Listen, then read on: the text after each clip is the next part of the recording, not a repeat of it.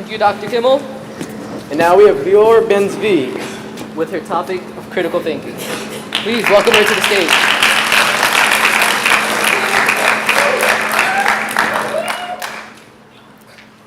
Today, I'm going to teach you how to start a revolution. Well, not exactly. I'm going to tell you how to start the process of changing, or if you want to be real, saving this world. Over half the world's population is living in poverty. The US Senate still has to debate over whether or not climate change is real. People are getting killed by the hundreds every day. There are rioters in the streets, and what you may not know is that we are the largest generation since the baby boomers, making up over 25% of the world population. Now, this statistic, it gives us a responsibility that goes way beyond our control, because a mess has been made. Someone has to clean it up, and it's probably going to start with us. How do we do that, though? Well, we could start by thinking critically, for one. The official definition of critical thinking is defined as the objective analysis of an issue in order to form a judgment. All right, let's break that down backwards. In order to form a judgment, you have to start caring. Find an issue that sparks interest and opinion. You see, we live in a world where information is literally available at our fingertips. But we also live in a world where, and possibly this is as a consequence of the available information, where we are alienated. We're alienated from nature. We're alienated from each other. We're alienated from ourselves, from the world itself. In part, because the excessive amounts of social media and propaganda, and it's hard to see past that. And on top of that, violence and injustice have become such common occurrences that we've just become desensitized to them.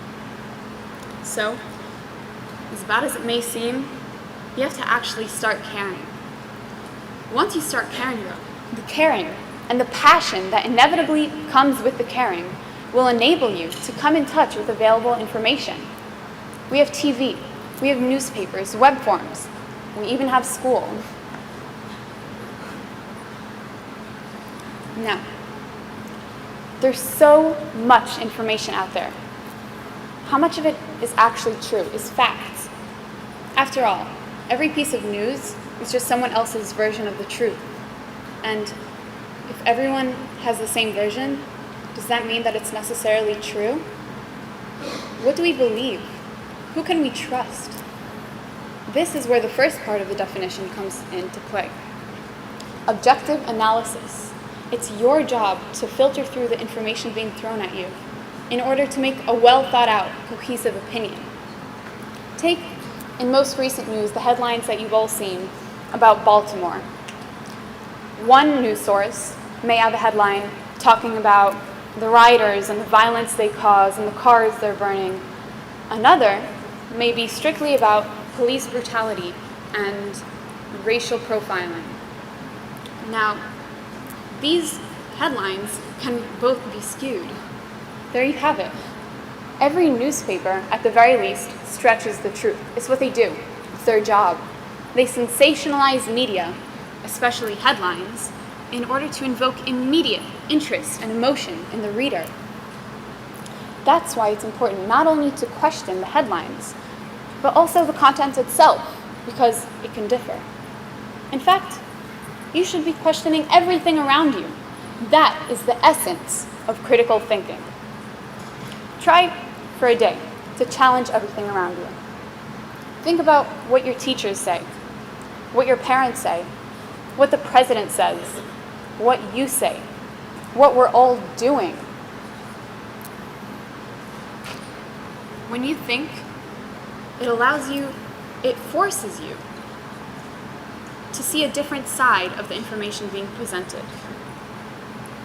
So yeah, it's important to question authority, but this is by no means synonymous with going against everything you're taught. What it means is that while it's important to have strong opinions, it's equally as important to have an open mind about what you're learning. We make up over a quarter of the world population. And yes, it is a responsibility. But I like to look at it as an opportunity. By understanding the world, by delving into its flaws, its problems, the suffering that takes place in it, but also its beauty and its triumph, we can make sense of what it has become and start mending it for ourselves and for future generations, all the while making it a happier place. Thank you.